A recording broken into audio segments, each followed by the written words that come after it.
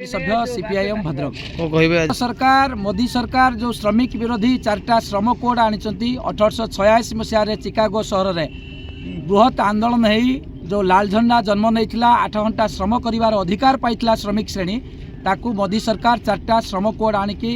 उत्खात कर दाबी पूर्वपरी 44टा श्रमिक सपक्षवादी श्रम आईन भारत वर्ष में कार्यकारी हो। द्वितीय कथा हूँ ऐतिहासिक चाषी आंदोलन 2020-21 आपण मान देखिथिबे जे एमएसपी युक्त कृषि आईन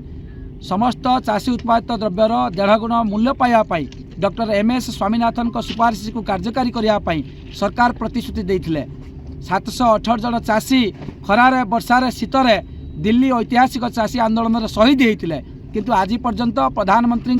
केंद्र कृषि मंत्री प्रतिश्रुति आज प्रतारणा परिणत होती। तृतीय कथा आपण मान जानथिबे विकसित भारत शिक्षा प्रतिष्ठान बिल 2025 ना रे भारत वर्षर सार्वजनिक शिक्षा व्यवस्था को घरोईकरण करने सांप्रदायिकरण करने और व्यवसायीकरण करने मनुवाद को भारत वर्ष में कार्यकारी करने केंद्र मोदी सरकार जो मसुदा कर विरुद्ध में आज भारत वर्ष बंद रही। सबुठारु दुखर विषय आज आम देश में प्रत्येक दिन जातीय संपत्ति बिक्री हो चा बिकाली कहीकि देशर प्रधानमंत्री चौकी की आसते आज से आम देशर ऑयल इंडिया कंपनीज लिमिटेड रु पुंजी प्रत्याहार कर देशर राष्ट्रायत्त लाभदायक संस्था कोल इंडिया कंपनीज लिमिटेड रु पुंजी प्रत्याहार कर देशर भारतीय हेवी इलेक्ट्रिकल्स लिमिटेड भेल रु पुंजी प्रत्याहार कर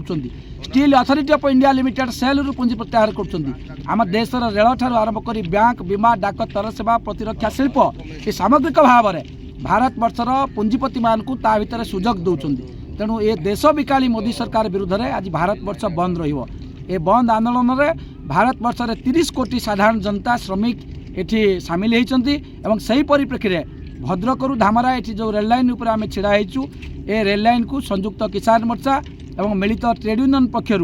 एटा को बंद करा जायछि। ये बंद आंदोलन को आम पार्टी भारतर कम्युनिस्ट पार्टी मार्क्सवादी भद्रक जिला कमिटी पक्षर आम समर्थन करचु एवं सकाल 6 रु लड़ाई आरंभ होइछि संध्या 6 पर्यंत ये बंद आंदोलन शांति श्रृंखला सह चलिबो। देखंतु ये मोदी सरकार देश रे जो श्रम आईन आनिचंती ताको विरोध करी मिलित ट्रेड यूनियन आईएनटीयू समस्त ट्रेड यूनियन माने आज जो देशव्यापी बंद डाकरा देइचंती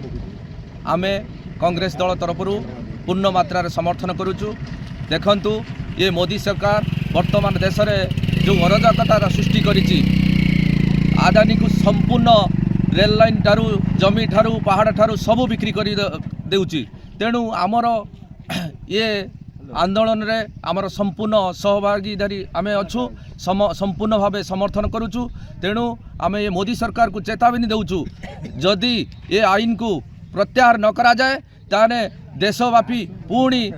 आमरण अनशन जारी रहिबो। एटा आम कांग्रेस तरफरु आमे सहयोग करूछु बा समर्थन डाकरा। घंटेश्वर कृषक सभार सभापति समग्र भारतवर्षर सार्वभौमत्व विपन्न